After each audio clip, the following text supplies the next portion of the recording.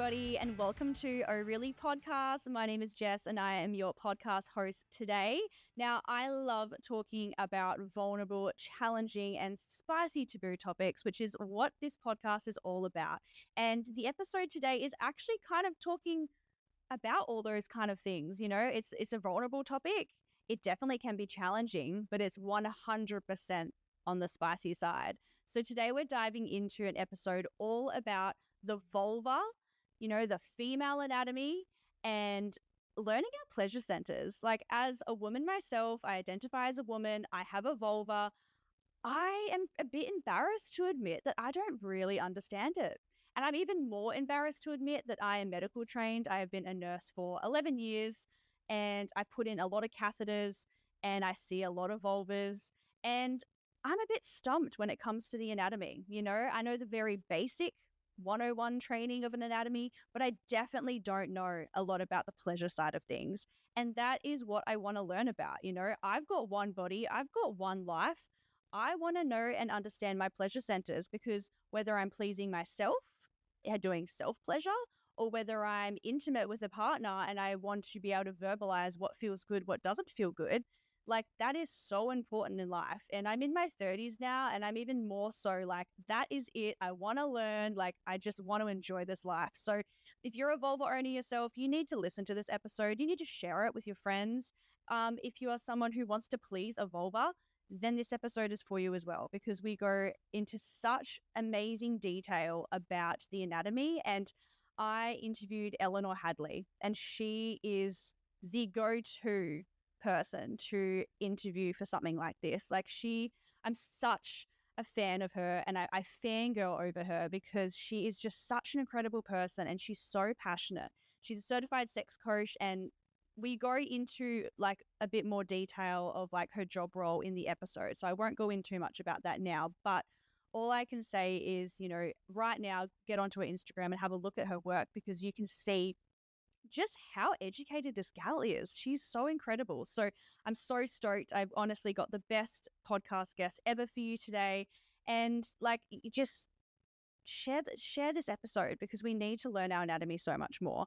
So without further ado, enjoy the episode and reach out to me if you've got any questions. We are going to destigmatize talking about this stuff, because we need to talk about it more. So enjoy the episode, everybody. And just a heads up, if you would like to watch the video, Eleanor does get a doll and also a plush cushion that replicate the vulva, so we can go through the anatomy. So Spotify and YouTube are the best platforms to be able to listen to this episode, but then also watch it, so that you can see what we're going on about. But otherwise, we have done our very best to kind of describe what we're talking about, so you can kind of get the visual in your mind to learn as well. But enjoy the episode. I think you're going to absolutely love it. And reach out to me anytime if you've got any awesome topics that you want me to talk about. All right, bye guys. All right, everybody, it's finally time. I have this absolute beautiful goddess with me. Finally, her name is Eleanor Hadley. She is honestly the most incredible person. I've met her face to face. I've been so lucky to actually meet her twice at the SEXPO Australia in Brisbane. And she's finally with me on Oh Really Podcast. So welcome to the podcast, Eleanor Hadley. Thank you so much for having me. I love chatting about all things sex and pleasure. So I can't wait to get into it. You are the pleasure queen, and that is why I have chosen you specifically for this particular topic. Now, before we dive into our topic today, I would love for you to describe in your words what it is that you do, because you get asked this so much and it's complex, right? And it's taboo. Explain to me, what do you do, Eleanor, what is your job? So I'm a certified sex educator and sensual movement practitioner as well.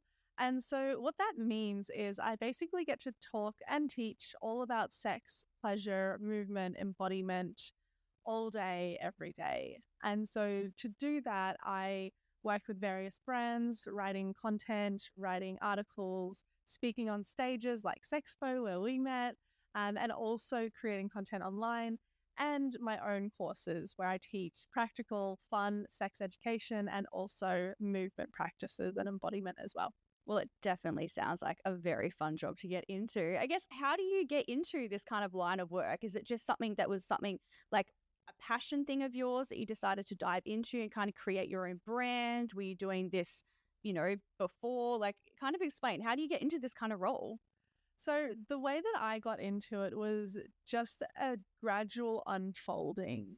So I didn't sort of set out to go, I'm going to become a sex educator and that's my goal. I didn't even realize that that was a job. It was just following the breadcrumbs. One thing led to another. And so I suppose the start of the journey was back about 10 years ago now. I started pole dancing classes, and that was my first introduction to a style of dance that was really about exploring my sensuality. And so I got obsessed, absolutely addicted to pole dancing, bought my own studio, ran my own studio for 4 years, taught classes, really saw the powerful, transformative impact of sensual movement and this amazing, inspiring way that movement could lead to these ways of feeling so deeply confident in your body. And so that inspired me to then sell my studio and create a practice of my own, which was my own style of movement that was more focused on embodiment as opposed to the performative element. And then I focused all about sensuality throughout that journey. It was very much focused on everything to do with the senses. And that naturally led me to study life coaching, where I specialized in sensuality, and then naturally got very interested in sexuality and started studying sexuality, became a certified sex coach as well throughout that journey. And it's just sort of blossomed. So I never really set out to be in this role, but it's just sort of revealed itself to me throughout the journey. And it's just so fun. And I'm so grateful to be where I am right now.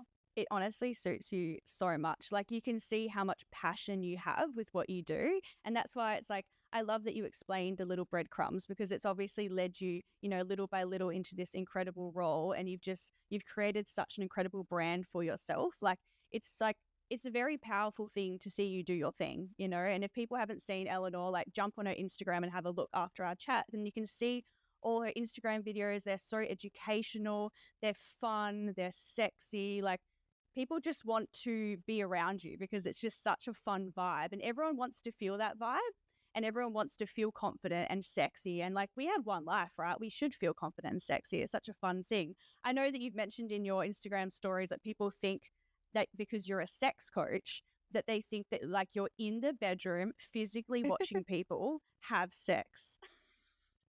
How often does this occur? Quite often, yeah, people assume that I'm in there with a whistle and just like, oh no, wrong hole, this is how you do it, that's not right. It's not exactly like that. Look, I'm sure there's a place for that, and I think that would be a very, very cool service to offer, but it's not the way that I work. I tend to focus more on, in my one-on-one coaching, talking through all of the blockages that people might have around sex, around feeling deep pleasure, around connecting with themselves and with their lovers, and how we can kind of move through, how we can invite in more pleasure into their daily life so that their sex life is therefore enhanced. Talking through issues with libido and sex drive, and just helping people to understand their sexuality more, because it's something that we're just not taught about at all. And I think that that's such a shame. And that's really where I come in. I want you to feel empowered in your sexuality and feel really well equipped to have the best sex of your life, and not feel like it's something that is scary or taboo or too much and that you shouldn't talk about. Yeah, couldn't agree anymore. I feel like sex ed really needs to be looked at in high school, and, you just don't get exposed to this stuff. And thank God we're in the world of podcasting now and social media, because even though they can have a negative impact, especially social media, on people, there's actually a lot of spaces now that are kind of moving in a really positive direction, like yourself, and talking about these taboo topics. And it's exactly what Oh Really podcast is there for as well, is to talk about taboo topics, to break down stigmas, and to talk about, like, vulnerable, challenging, but also the spicy stuff. Because, I mean, come on, we all love listening to spicy stuff. It's the best stuff. It's so much fun. It's the most fun. And today's particular episode is not actually even just for vulva owners themselves. It's for people that want to please other vulvas. So people listening, this is going to be a really educational episode because we're going to break down anatomy. And I'm in my 30s, and to be honest, and I'm a bit ashamed to say this, but like I'm still understanding and learning my own anatomy as a vulva owner, you know, and I'm only just now in my 30s kind of understanding my body and my pleasure centers and starting to kind of relax a bit more in the bedroom and use my voice a bit more and get experimental. And this takes time, and I'm a very confident person. So people are like, I feel like the people that don't talk to their friends and have those open discussions and, you know, aren't very confident, they're going to be sitting in this background, like missing out so much fun stuff in their life, and they need to listen to this episode and be inspired. So, I mean, you're the best person to talk about this because you know vulvas very well. Can we just go through, I guess, the anatomy? Let's go through the anatomy of a vulva because you're going to teach me some shit. Trust me, I'm a nurse and I don't really understand it. You know, that doesn't even surprise me. So firstly, I want everyone listening and you to know that it's totally normal that you don't know your anatomy. We are not taught. We're taught very basically in sex ed, like the ovaries and the fallopian tubes, just in theory, but we don't really understand too much of what it does and why it's important. But in terms of like external and internal pleasure anatomy, absolutely not covered at all. And so there's no wonder that you don't know. And there's things that you're still learning. And if you're listening and you're like, I actually don't know what that thing is that she's talking about, it makes sense. And so I'm going to try and share in the most accessible way possible a little bit more about your vulva anatomy, your pleasure anatomy in particular, and how you can use this to feel more empowered in your sexuality and to explore more pleasure as well. So shall I get started with bringing out the model? Bring out the model. And people listening as well, you notice that we are saying vulva. And the reason we're saying vulva is a lot of people say the word vagina thinking that they're talking about kind of all of the female anatomy, but the vagina is just one section of the anatomy, which we'll go into, okay? So we're going to be using the terminology vulva throughout this, but we do have a really fun model. So if you are listening and you want to watch the video version, it's going to be on Spotify and YouTube, but we will try our best, you know, for the audio listeners to explain what this model is, but it's a fun model. Have you named your model? Okay, so I have a couple. Firstly, I've got Vivian over here. So this is Vivian. She's my OG, Vivian the vulva. She's more of a plush cushion where you can actually sort of feel all the different parts. You can sort of put your fingers inside and feel all the various spots inside. And then I have a new one, which is quite fun. And that's this other one here, which kind of shows the external and then the internal kind of cross section. So that's a really interesting way to look at it as well. So I'll start by just sort of talking through our anatomy from the outside in.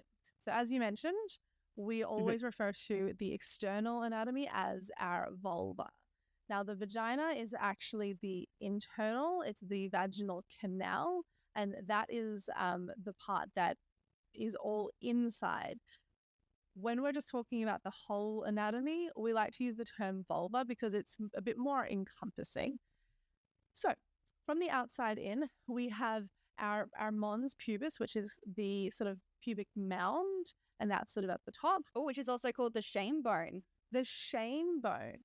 They call it the shame bone in the Tantra world. Yeah, your mons pubis, they call it the shame bone. Why shame? Because we hold so much shame in that region. I went to a Tantra workshop and we learnt how to do a mons pubis massage on each other. So I had to do it to complete random because I was doing a workshop. But yeah, that mons pubis is something that I didn't even realize was even a part of my anatomy, to be honest. And how would you explain that mons pubis section for the audio listeners? How would you explain that? It's kind of like under your belly, like, I don't know. Yeah, it's sort of, I suppose it's the area that is, you know, a few fingers width below your navel and before like the top of your labia or the clitoris. And it's that sort of mound where you can also feel your pelvic bone as well. So it's that whole kind of area is the mons pubis. Shame bone is fascinating. I've not heard that, but interesting, like somatically speaking, yes, we can hold emotions in lots of areas of our body. So that's fascinating.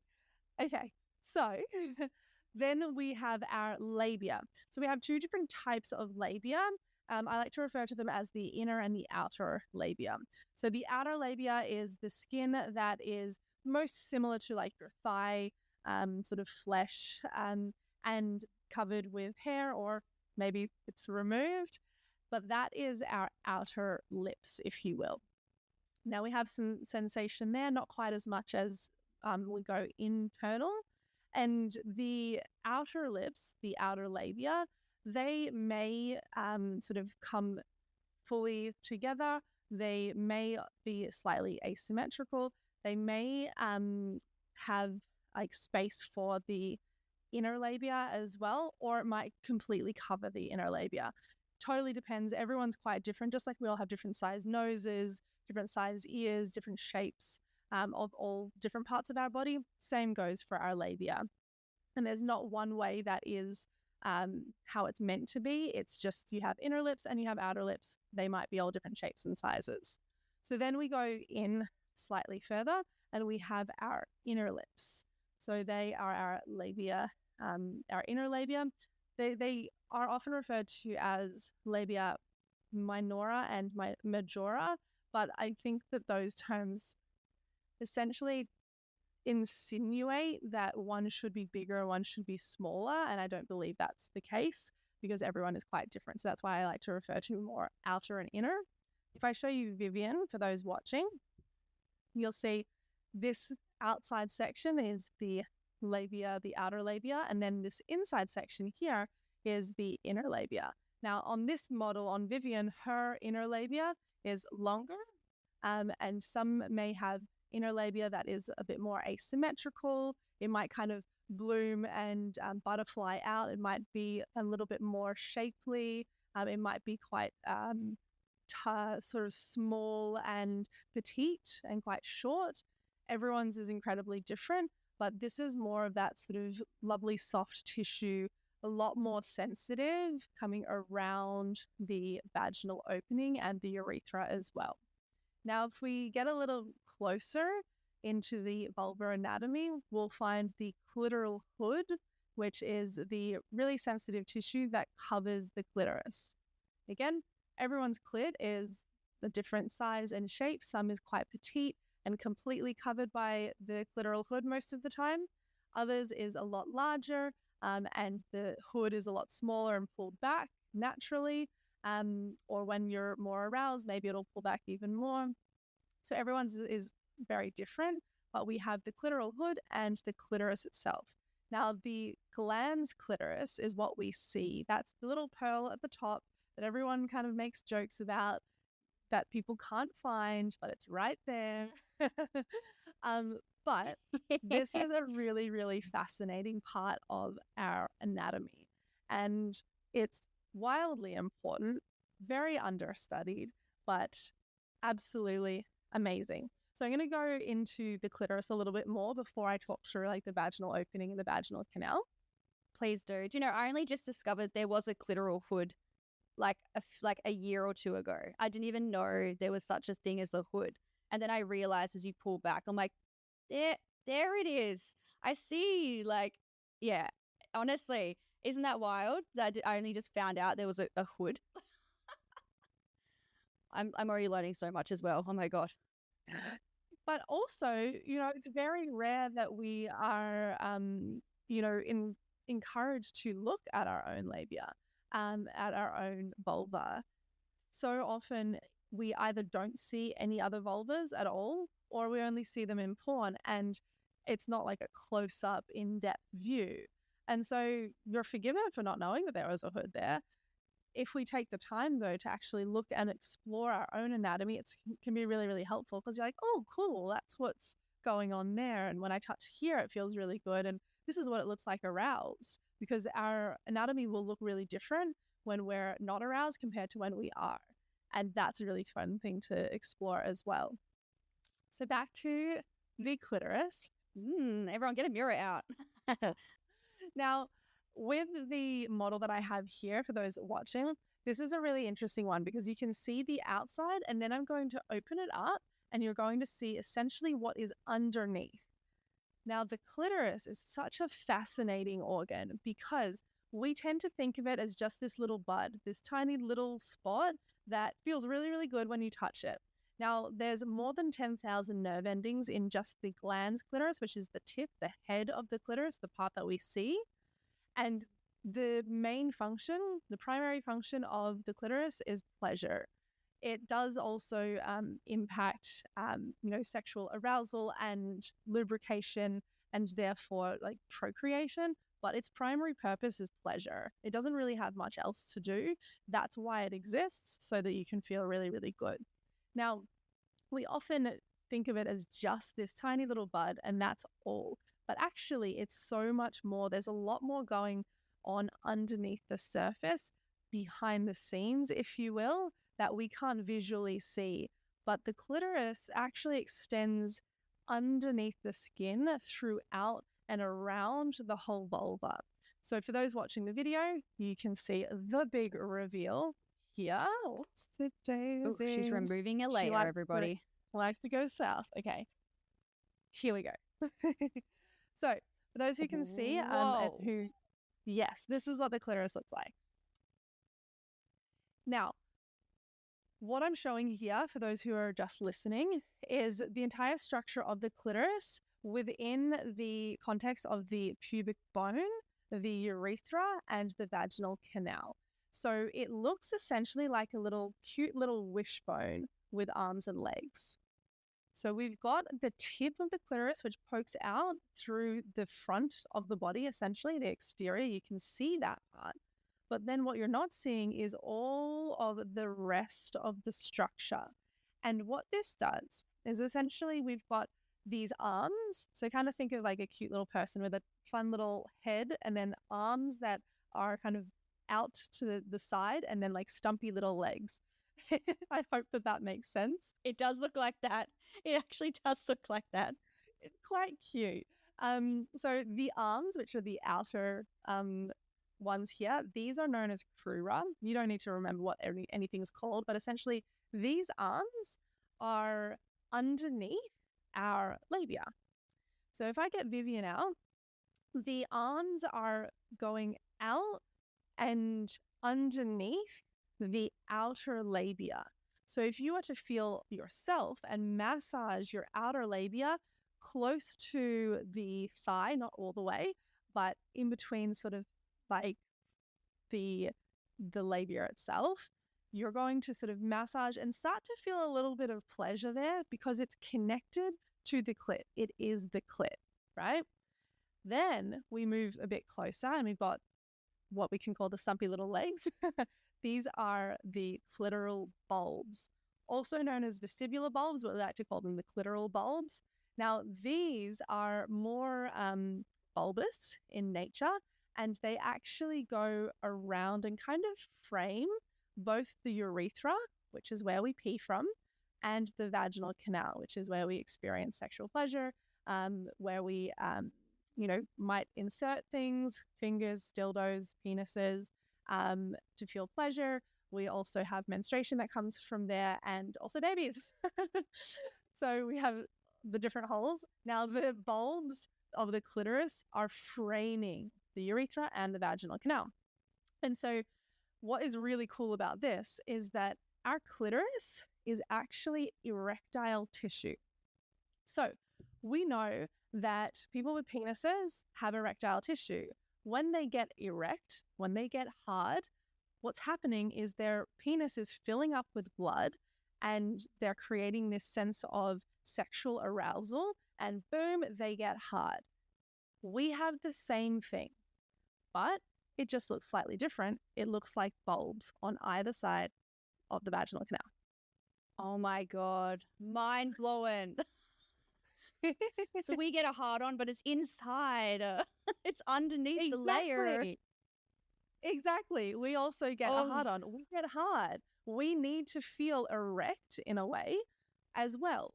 But the thing is, and the main difference that is incredibly important is that for a penis, it can take a matter of seconds or minutes to get that blood flow and feel hard and ready for penetrative sex in particular. For us, these beautiful vestibular bulbs, they take between 20 and 40 minutes to fill with blood and to really become engorged and erect. And so we need time to be ready for sex. And what's really interesting about these bulbs, the placement, they're on either side of that vaginal canal.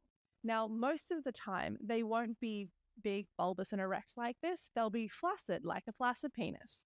And they'll just be sort of sitting there, empty, not really ready for sex. And so as soon as they start to arouse and get more engorged, they essentially kind of push up against the outer walls of the vaginal canal, which means that anything that is inserted is going to feel way better because it's kind of pushing up against the clitoris. Now, if you aren't sufficiently aroused, penetrative sex isn't going to feel as great because our vaginal canal is nowhere near as innervated, which is full of nerve endings, as the clitoris itself. So the main message here is take your time. Wow. So I guess people listening to this, like that want to please somebody, like please vulva owners, when they're thinking of that 20-minute mark, I think some people think that means like full foreplay for 20 minutes. But are we talking like, creating a really sensual space, kissing, touching, all of that is what actually can get those zones activated? It's not like I have to give her foreplay for 20 minutes straight before I can enter her. It's not all about that. Hey, it's about those other kind of sensual activities around the bedroom. Yes, and I am an advocate for removing the word foreplay from our vocabulary, because what foreplay insinuates is that the real sex starts upon penetration. And personally, I think that's an incredibly heteronormative view of sex. When we have this penetration focus on sex, it kind of it makes us feel as though anything else, any other acts aren't enough. And so I really want to reframe this perspective and invite you to see any sexual act that is bringing sexual pleasure as sex, and not just think, oh, I need to do all of these other things until I can finally get to quote unquote real sex, which is in my mind currently penetration. So yes, we want to build up that arousal, which is going to build up that blood flow and build that sort of engorgement through non-penetrative sexual acts before we do any type of penetration. And so, yeah, that might look like going down on your lover for 20 minutes, but it also might look like taking some time to really seduce the whole body. I always talk from the outside in.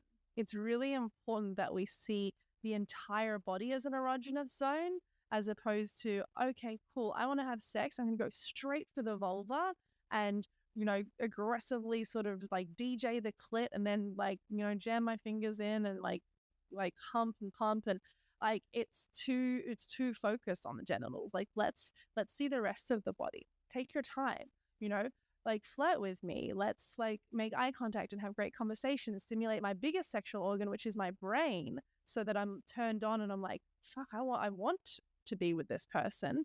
Then start from the outside in and work through the non-erogenous zones. Hold my hand, do that gentle touch, the non-sexual touch that makes me a little bit excited, because I'm like, oh, how far are we going to go?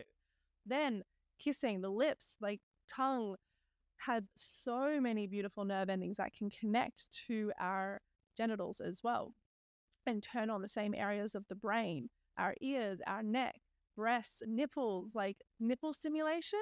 If you're stimulating the nipples, the same part of the brain is being lit up as clitoral stimulation. So it's kind of let's connect everything. Let's connect all these dots. Tease me throughout the thighs and all over the body, and like work from the outside in of the actual vulva, massaging the labia, the outer labia, the inner labia, then the clit. And then eventually you'll get to the point where you're ready to sort of receive any type of internal penetration if you want to. But remember that penetration does not equal sex. That's just a style, and you get to choose what style you want and if you are ready for penetration or not, because it doesn't feel good for everyone. And especially if you haven't taken your time, it's not going to feel anywhere near as good as it could. My main rule is taking your time, but I also invite you to consider being so ridiculously turned on to the point where you are almost like begging, craving. You're like, I need something inside of me immediately, otherwise I'm going to combust. If you do it any earlier, the pleasure potential is just not completely there. This was incredible. And I couldn't agree with any more of that. And I'm really glad you pointed out the fact that I even said foreplay, because we just get so into that terminology these days, hey, of like, oh yeah, foreplay, and then like so focused on penetration. Like, I know for myself, just like learning with my own anatomy and what I like, I have been trying to explain to people that I'm, being sexual with, and I'm like, I want to just focus on everything else besides the penetration act. Like, I just want to, focus on sensuality and kiss and touch and intimacy, because from that moment onwards, that's me being pleasured, like, and I'm just loving every experience. It's not about the big O, the big orgasm finish. It's not always about that. And I try really hard to get that focus out, because some days I may not come, and that is totally fine. It doesn't mean I didn't enjoy the experience, but I really love the fact that you're talking about all the different steps, and it's not about sex doesn't start at penetration. So I honestly love that you said that. I'm learning a lot, and I'm sure the listeners are just like, whoa.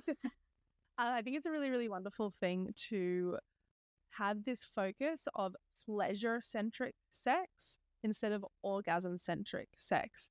And what you might find happens is the more that you focus on pleasure and enjoying the entire journey instead of racing to a finish line and thinking this is the whole purpose of it, is to have this big explosive like orgasm and come. Instead, focus on how good every single moment feels, and you most likely will have more orgasms as a result. But focus less on the orgasm as the goal. We're not doing goal-oriented sex. We're doing pleasure-oriented sex. This is making me very horny. I'm like, oh my God, I can't wait to get welcome. Freaky. You're welcome. You're like, I have that ability with people. Now, run me through some of your incredible courses that you've got on your website. So eleanorhadley.com. You have some pretty incredible courses. I know you've got your sensuality, sensual movement courses, and I've actually experienced one of your lap dance on stage in front of people. And I mean, I do not class myself as a bisexual lady. I'm very straight. I'm heterosexual, but it turned me on. And I was like, and that's just the power of sensual movement. Hey, and just kind of, all those touch things that you did and looking into my eyes. And it is honestly an incredible experience. So I know you do your art of seduction classes. Run me through your other oral related classes. Amazing. I'm very happy that you experienced my lap dance. You're a wonderful lap. So yes, I have the 2 movement-based courses. So the art of sensual movement, which is all floor work, embodied flow, and then the art of seduction, which is essentially how to give an embodied lap dance and a striptease as well, coming again from that embodiment focus as opposed to performative focus. And then I have 2 other courses. One is called Send Nudes. That's how to take really beautiful, spicy selfies and nudes. And then the oral focused one is called Tongue Tactics. And this is my most popular course by far. I have 2 versions, BJ Queen and Pussy Pro. So depending on who you like to lick and or suck, I've got you covered. So basically, Tongue Tactics is a really simple, easy to understand guide on exactly how to bring the most pleasure to your partner, and how to go down all the tips and tricks that you need to know. It's very practical, very hands-on. So it's me sort of demonstrating with props. You'll see Vivian the vulva.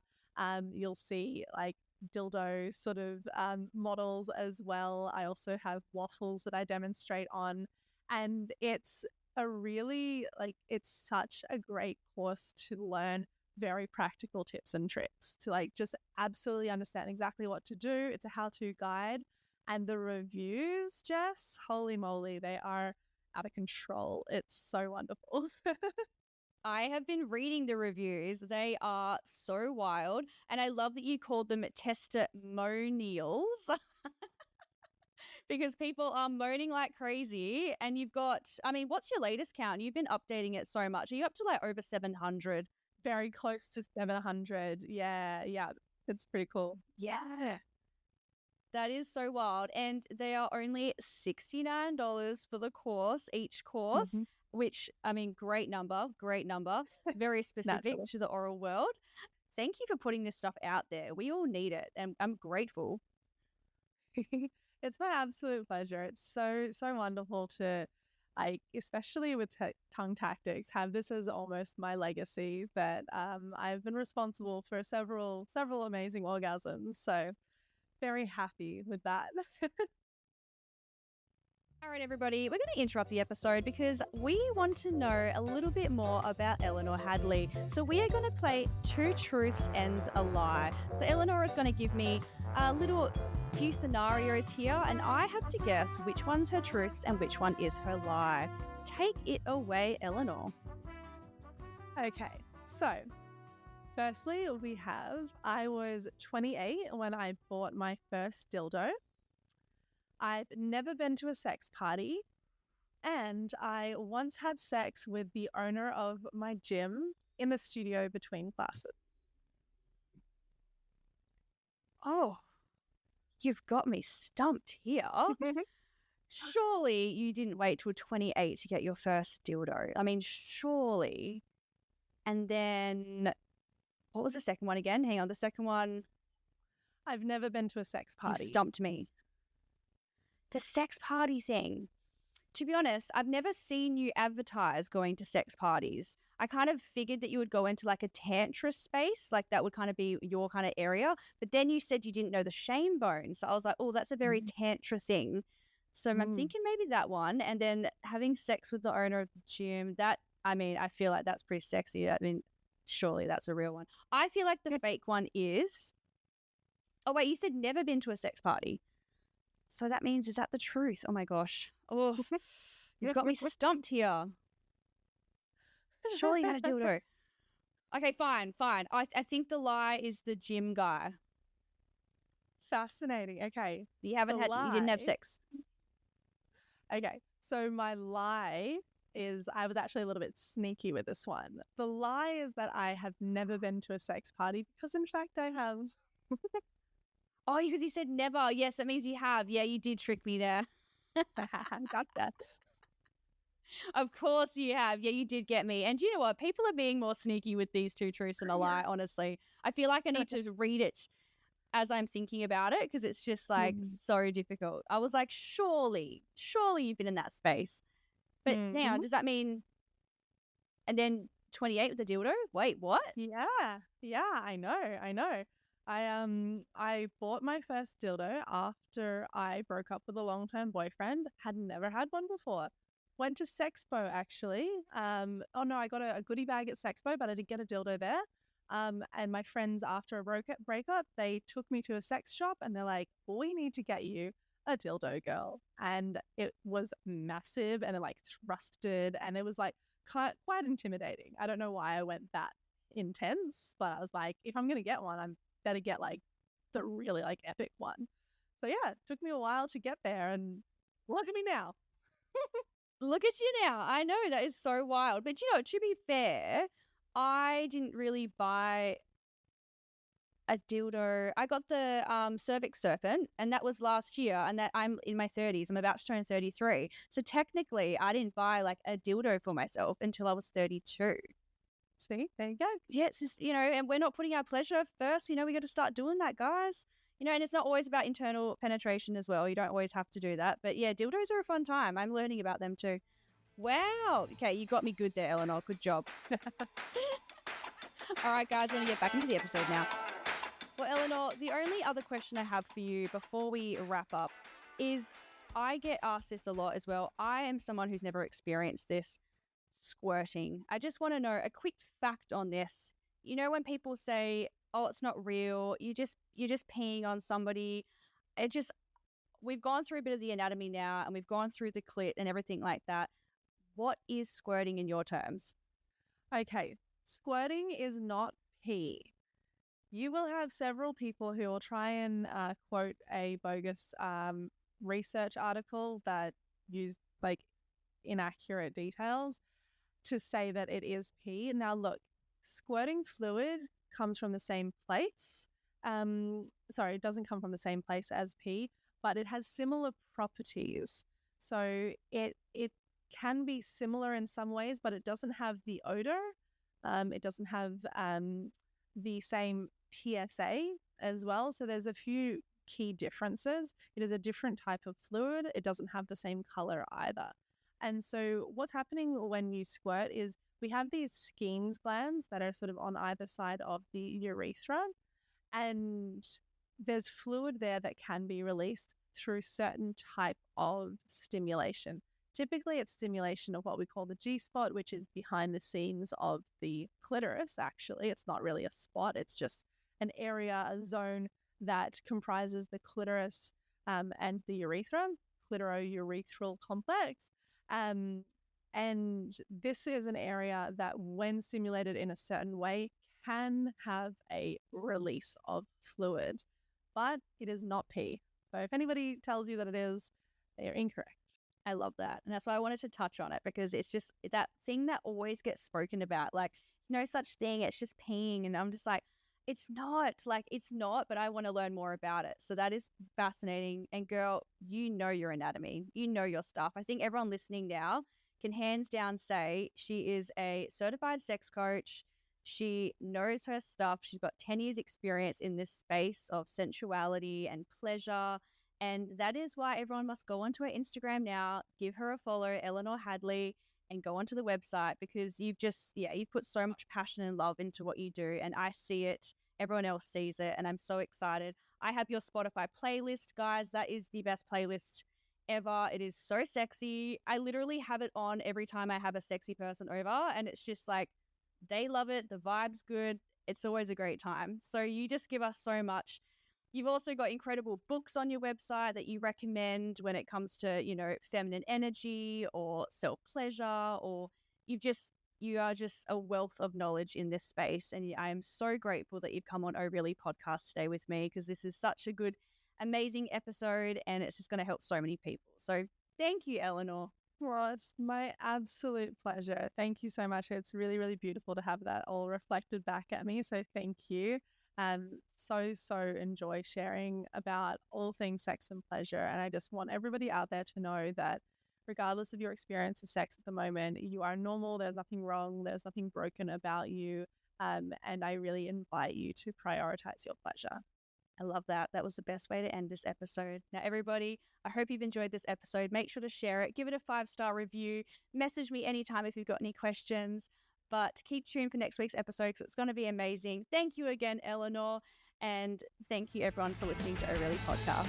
Bye.